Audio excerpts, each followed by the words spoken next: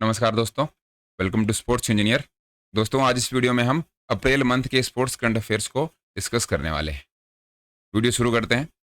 सबसे पहला क्वेश्चन है, किस शहर को भारत का दूसरा सबसे बड़ा क्रिकेट स्टेडियम मिल रहा है? देखिए, भारत का सबसे जो पहला या फिर सबसे बड़ा जो क्रिकेट का स्टेडियम है वो अहमदाबाद के अंदर है, गुजरात में, और उसका नाम है नरेंद्र मोदी स्टेडियम।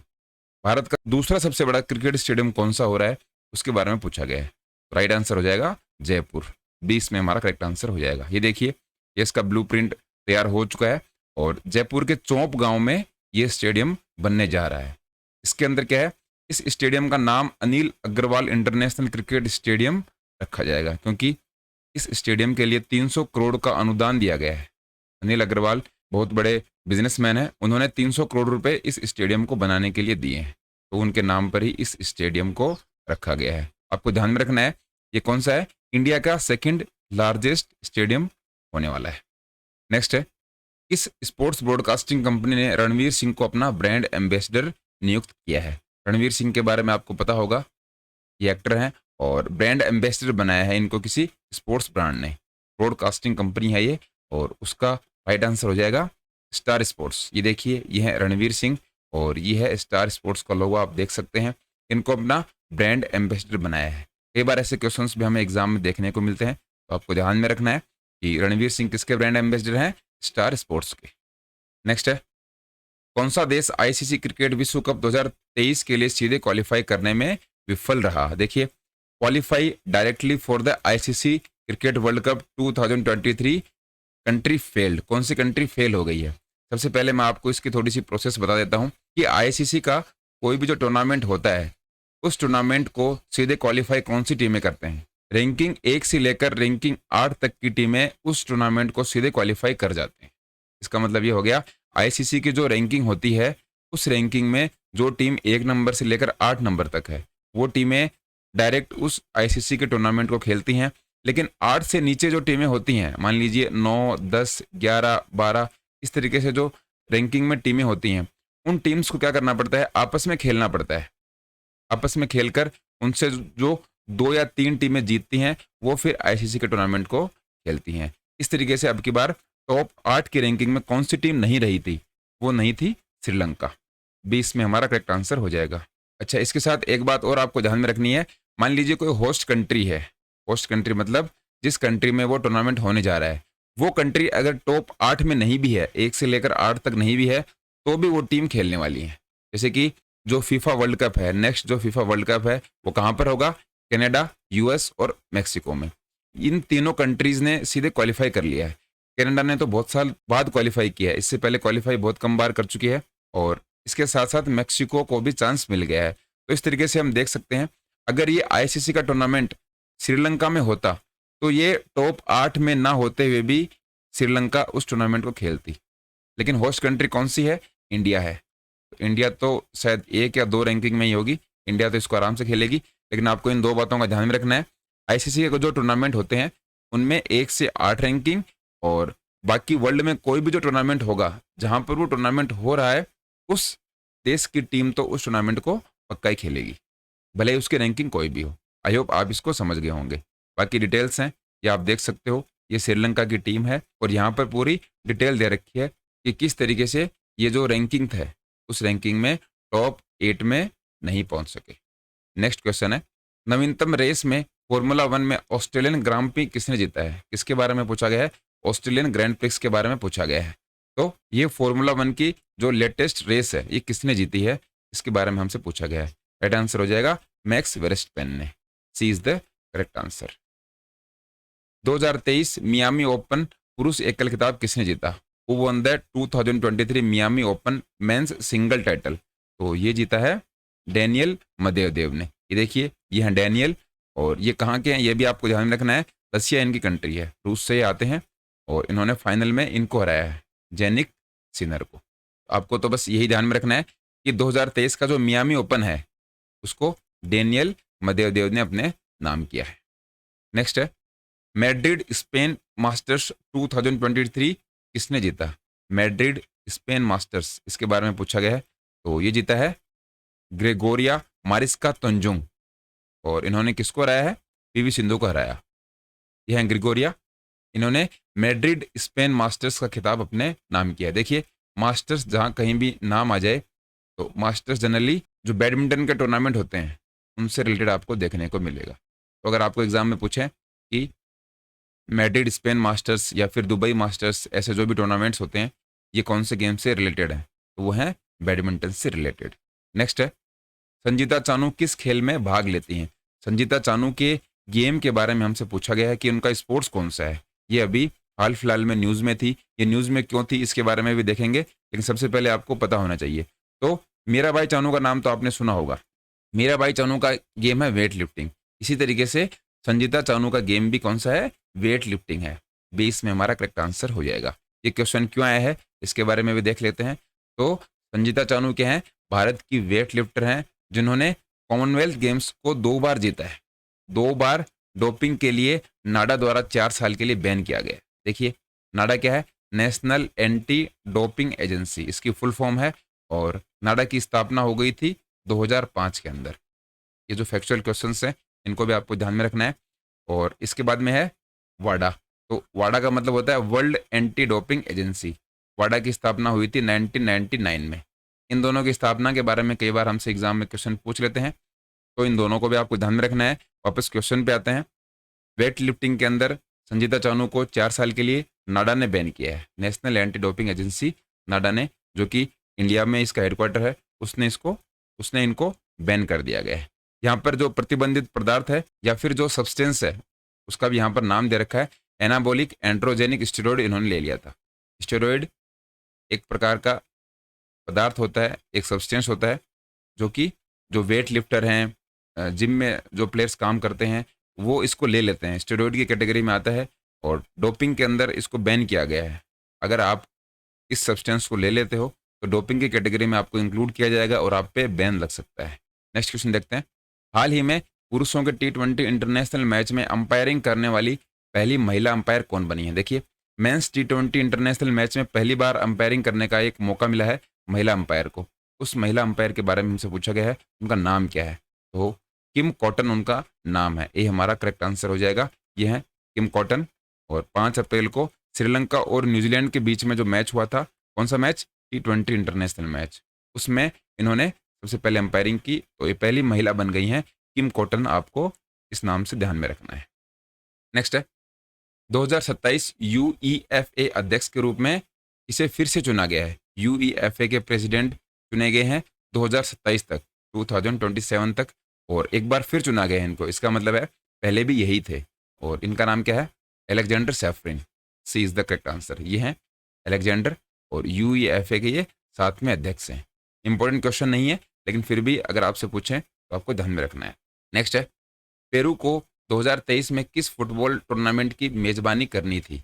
2023 के अंदर करनी थी का मतलब है 2023 के अंदर पेरू में फुटबॉल टूर्नामेंट होने वाला था। कौन सा होने वाला था और क्यों नहीं हुआ, इसके बारे में हम देखेंगे। सबसे पहले तो हम देख लेते हैं फीफा अंडर 17 वर्ल्ड कप होने वाला था। कहाँ पर, पेरू के अंदर। ये देखिए फीफा ने घोषणा करी कि उसने फीफा अंडर 17 विश्व कप 2023 के लिए पेरू के मेजबानी अधिकार वापस ले लिए। मतलब पेरू के अंदर फीफा अंडर 17 वर्ल्ड कप होने वाला था, लेकिन अब वहां पर ये फीफा अंडर 17 का जो वर्ल्ड कप है ये नहीं होगा। इसका रीजन क्या दिया है, तो फीफा के जो अधिकारी थे, फीफा के जो ऑफिशियल्स थे, उनको ये लगा कि पेरू इतना बड़ा टूर्नामेंट कराने के लिए तैयार नहीं है, उस देश की क्षमता नहीं है, कैपेबिलिटी नहीं है उस कंट्री की। इसके लिए ये जो मेजबानी है पेरू से वो छीन ली गई अंडर 17 फीफा वर्ल्ड कप की। ध्यान में रखना है, इंपॉर्टेंट क्वेश्चन बन सकता है।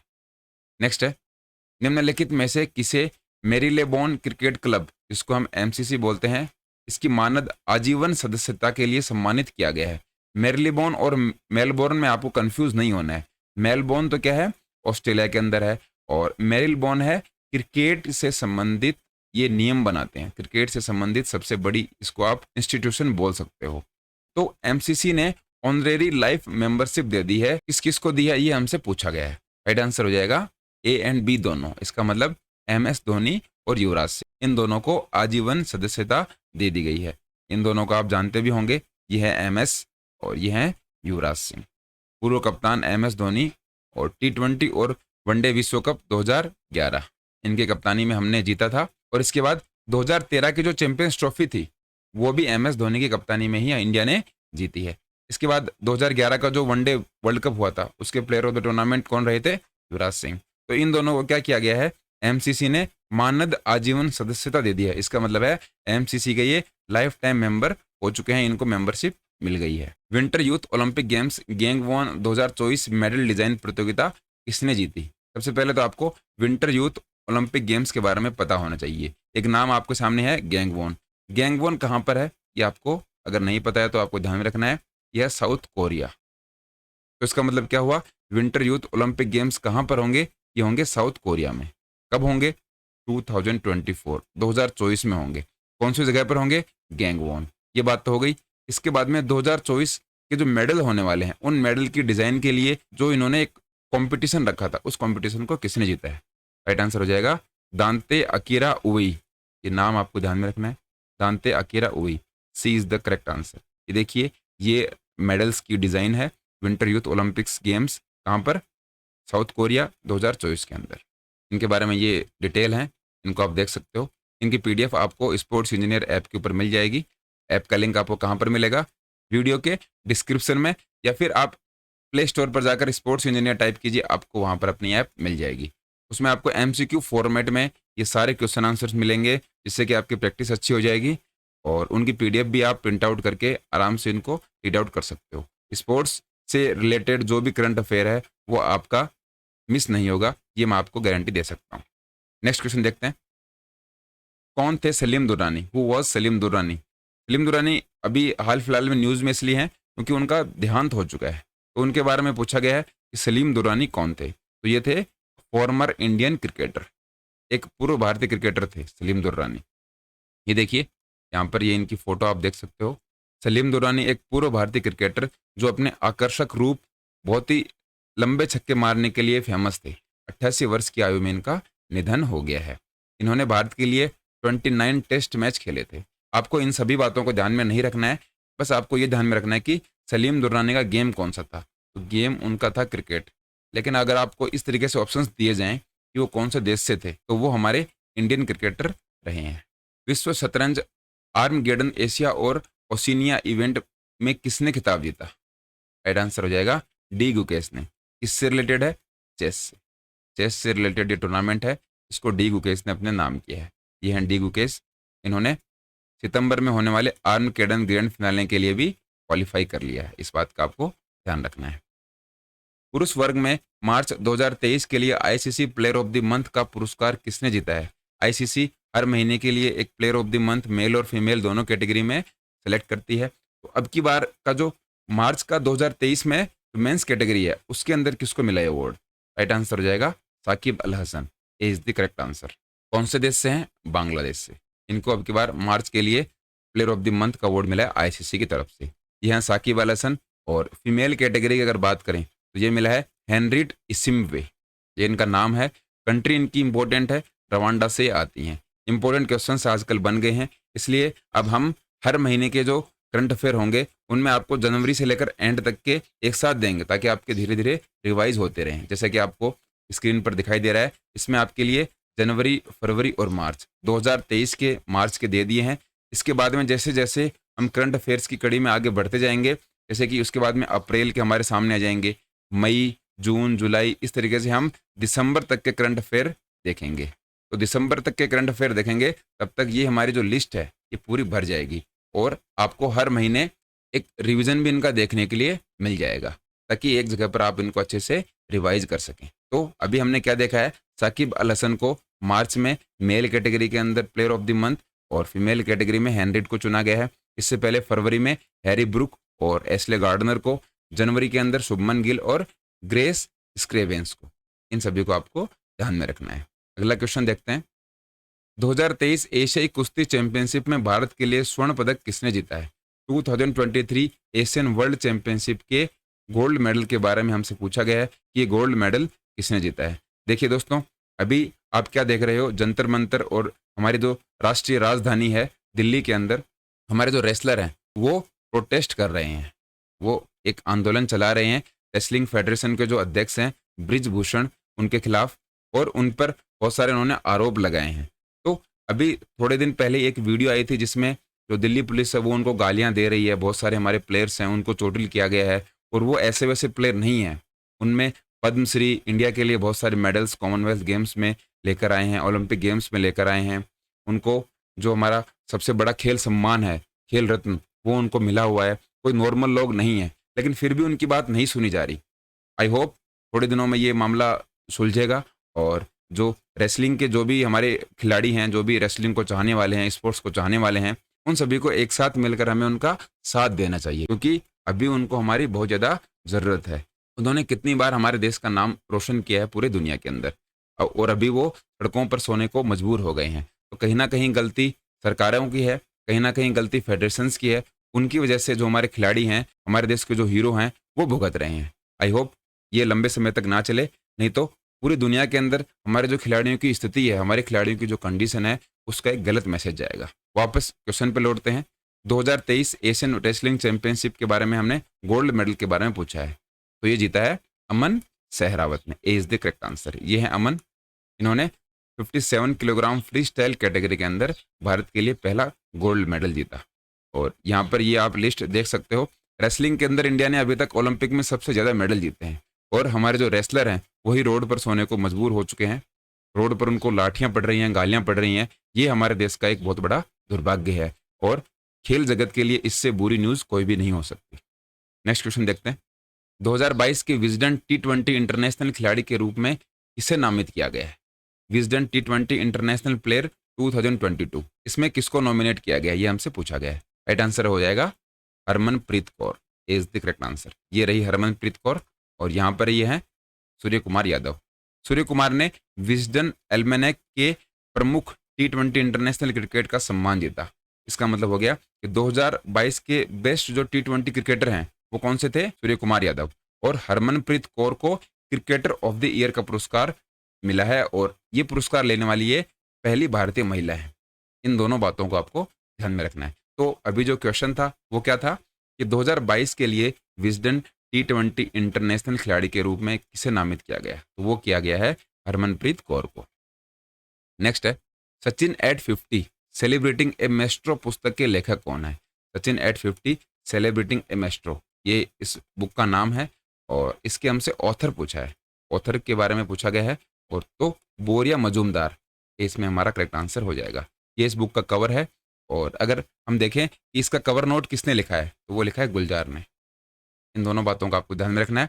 50वां जन्मदिन मनाया है अभी सचिन तेंदुलकर ने, और हम चाहते हैं सचिन 50 नहीं, कम से कम 500 साल तक जिए, ताकि उनको देखकर हमारा जो यूथ है, हमारे देश के जो युवा हैं, उनसे इंस्पायर होते रहें, और हम उनके अच्छे भविष्य की, अच्छे स्वास्थ्य की कामना करते हैं।